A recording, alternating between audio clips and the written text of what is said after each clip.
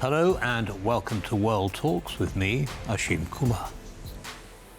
Tonight we examine the Nordic-Baltic summit in Tallinn with President Zelensky pressing for air defence, drone cooperation and tougher sanctions on Russia. With Aleksandra Kuczyńska-Zonik, senior analyst at the Institute of Central Europe, we discuss Ukraine's Latvia drone deal, Estonia's security role, EU integration, regional deterrence, and why the NB8 support matters now. Aleksandra, welcome to TVP World. Thank you very much for taking the time. Good evening. Good evening. So tell me about the significance of President Zelensky's presence at this summit. Thank you very much for this question and the focus on this topic, because it matters a lot both for the countries, for NB8 countries, as well as for Ukraine. So I would like to start from the joint declaration of NB8 summit, because the countries express once more that they strongly condemn Russia's war against Ukraine. They support territorial integrity of Ukraine, as well as they confirm huge support for Ukraine in terms of defense. But what is quite also interesting is that Ukraine is no longer only a receiver of support from the European Union countries, from NB8 countries, but also a deliver or contributor to European security. And this declaration, which I mentioned explicitly, says about the role of Ukraine as a guarantor of European security. Finally, this declaration also mentions support for opening 8 clusters of a negotiation process for Ukraine. So the countries also underline that it is very important for whole European Union to have Ukraine as a member. OK, so there are 2 areas that you touched on that I'd like a little bit more of your analysis on. The first is to do with the impact that Ukraine is having in terms of the defence posture of the NB8 countries, and which is also, of course, the eastern flank of NATO. What is it that Ukraine is bringing to the table here? As I said, the countries, especially from northern Europe, from the Baltic states and other Nordic countries, they treat Ukraine as a guarantor of their security, so they are willing to cooperate more strongly in Ukraine in the fields of defense security, especially air defense security, especially in the context of drones, which appeared in defense space, in airspace of those countries more and more frequently. So they are looking for more cooperation in terms of technology transfer, technology research, military equipment technology with Ukraine, as well as logistic infrastructure, defense of infrastructure and others, because Ukraine now is the battlefield of new technology innovation. So those countries are looking for Ukraine's experience, and Ukraine is declaring to transfer such knowledge and its own experience to NB8 countries. And not only NB8 countries, but also to whole European Union, to especially for eastern flank countries, because they are very, very vulnerable to potential military or other hybrid attacks from Russia. Understood.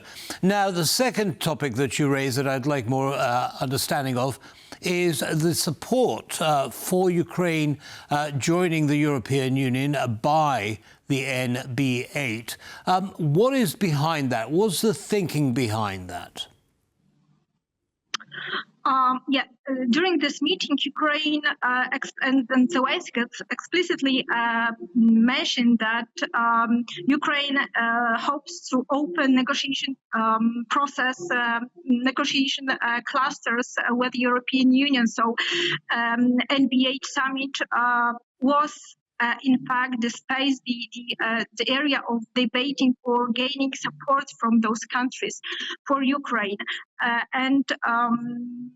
We know that this process can be very complex, and even the negotiation with the European Union can take a lot of time, even years. So Ukraine hopes to have such support from NB8 countries and to have support whole European Union to be a member of this organization quite soon.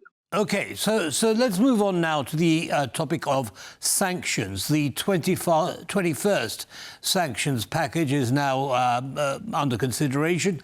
And one element, of course, of that is stopping the shadow fleet of oil tankers, which is taking Russian oil out into the world markets. Now, it hasn't been particularly effective in the Baltic Sea, and these tankers pretty much have moved through the Baltic without any opposition. Do you believe that these conversations around a more muscular defence posture with Ukraine is going to change that? In other words, are the NB8 countries going to be stopping shadow fleet vessels anytime soon? Probably not in short-term perspective, because we can realize that Russia uses a lot of effort, a lot of method to omit sanctions, and shadow fleet is one of the example of omitting sanction, and it works. Unfortunately, it works. But I would like to pay your attention to the issue that it is a common voice of countries which, as I said, they have got one voice. They are speaking one voice, so they cooperate and do a lot. They do a lot to introduce more and more measures to manage or to stop Russia using shadow fleet. So I would assume or even perceive this declaration and new package of sanctions as a good direction, even though we cannot expect that it will totally stop the Russian involvement. Yes, but we're nowhere close to totally stopping those ships, Aleksandra. In fact, none of them really have been stopped at all, despite the fact that this was part of the first sanctions package. Yes, stopping Russia from earning money from the sale of oil. So, it seems to me that it doesn't matter how many sanctions we have, the shadow fleet keeps on sailing and selling Russian oil. Do you think that's going to change, especially in the Baltics? I can see that those efforts can more and more they can work in that sense that countries are more aware of shadow fleet or the consequences of the shadow fleet, because it is not only about earning of money by Russia, but also several ecological vulnerables to the Baltic Sea region. So I would like, so in my opinion, the awareness and the willingness to cooperate and to introduce more and more measures is very important, and we can see that that the countries cooperate in the field. So I will wait for more acts on that issue. Understood. Now, this meeting comes before a number of other summits which are coming along, including the NATO summit and the G7 summit and so on. Let's start with NATO. Is this relationship between Ukraine and the BN8 going to enhance Ukraine's chances of starting the accession process into NATO?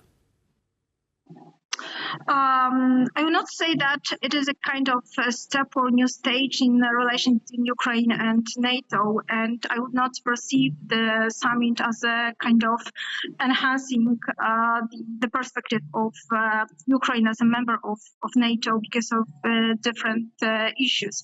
But I would like to also underline that this cooperation between NATO, especially the NB8 countries with Ukraine in terms of training, transfer of knowledge, research, logistic infrastructure, intelligence. I mean, a lot of fields which those countries cooperate with Ukraine. And I would I think that those issues are even more important now than the discussion about membership of Ukraine in NATO. So probably, and it is my view on that issue, that it is not about talking if Ukraine is a member of NATO, but rather how to use Ukraine's experience to straighten and developing security in eastern flank of NATO.